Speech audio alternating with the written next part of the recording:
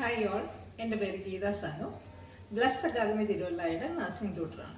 ഇന്നത്തെ വീഡിയോയിൽ ഞാൻ നിങ്ങളോട് പറയാൻ പോകുന്നത് സൈക്കാട്രിയിൽ ഉപയോഗിക്കുന്ന ഒരു ഡ്രഗിനെ കുറിച്ചാണ്. Lithium carbonate. മാനിയ എന്ന ബൈപോളർ കണ്ടീഷനെ ട്രീറ്റ് ചെയ്യാൻ വേണ്ടി ഉപയോഗിക്കുന്ന ഒരു ഡ്രഗാണ് ലിഥിയം കാർബണേറ്റ്.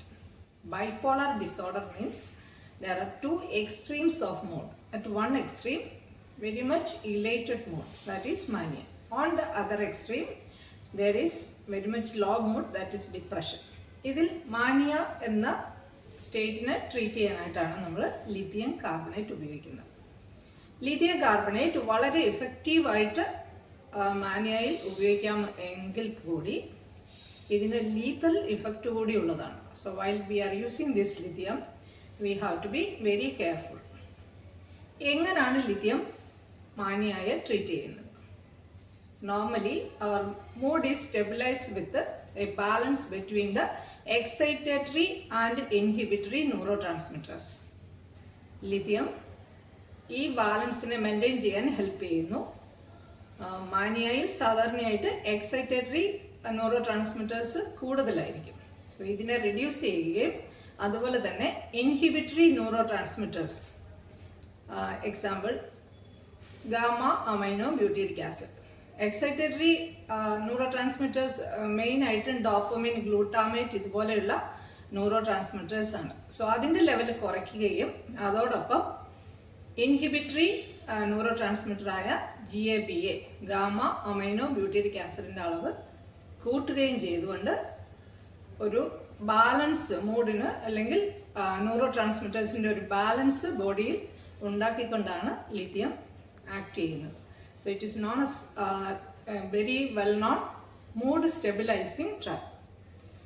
ഓക്കെ, ഇനി നമുക്ക് നോക്കാം എന്തൊക്കെ കാര്യങ്ങളാണ് ലിഥിയം അഡ്മിനിസ്റ്റർ ചെയ്യുമ്പോൾ നമ്മൾ ശ്രദ്ധിക്കേണ്ടത്.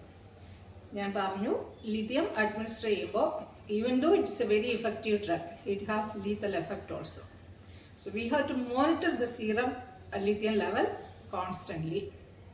The therapeutic serum level is 0.6 to 1.2 milliequivalents per liter. ഇതിൽ അല്പം കൂടിയാൽ തന്നെ, അതായത് 1.5 milliequivalents എത്തിയാൽ തന്നെ ലിഥിയത്തിൻ്റെ ടോക്സിസിറ്റിയുടെ മാനിഫെസ്റ്റേഷൻസ് കാണാൻ സാധിക്കും. So we have to monitor the lithium level frequently. So initial period, treatment തുടങ്ങുന്ന കാലഘട്ടങ്ങളിൽ ഫ്രീക്വൻ്റ് ആയിട്ട് മോണിറ്റർ ചെയ്യുകയും അതിനുശേഷം 1 to 2 months ഇൻ്റർവൽ അല്ലെങ്കിൽ പേഷ്യൻറ്റിൽ എന്തെങ്കിലും ബിഹേവിയറൽ ചേഞ്ചസ് കാണുകയാണെങ്കിൽ അപ്പോഴും നമ്മൾ ലിഥിയത്തിൻ്റെ ലെവൽ നോക്കേണ്ടിയിരിക്കുന്നു. ലിഥിയത്തിൻ്റെ ലെവലിന് ടെസ്റ്റ് ചെയ്യാൻ ബ്ലഡ് എടുക്കുമ്പോൾ പ്രത്യേകമായിട്ട് ശ്രദ്ധിക്കേണ്ട കാര്യം, ലിഥിയത്തിൻ്റെ ലാസ്റ്റ് ഡോസിന് ശേഷം 12 hours കഴിഞ്ഞിട്ടായിരിക്കണം ബ്ലഡ് എടുക്കുന്നത്. ഇതൊരു വളരെ പ്രധാനപ്പെട്ട പോയിന്റാണ്. ഇനി ലിഥിയത്തിൻ്റെ ടോക്സിസിറ്റി ഇൻക്രീസ് ചെയ്യുന്ന ഫാക്ടേഴ്സാണ് decreased sodium intake and decreased fluid intake. So we have to advise the patient to take adequate amount of sodium in the diet, and also they have to take at least 6 to 8 glasses of water per day. And if the patient develops any polyuria, then excessive vomiting, diarrhea or fever, they have to report it to the doctor, as dehydration increases the toxicity. Then lithium എടുക്കുന്ന ഒരു patient ഒരിക്കലും നമ്മൾ diuretics കൊടുക്കാൻ പാടില്ല.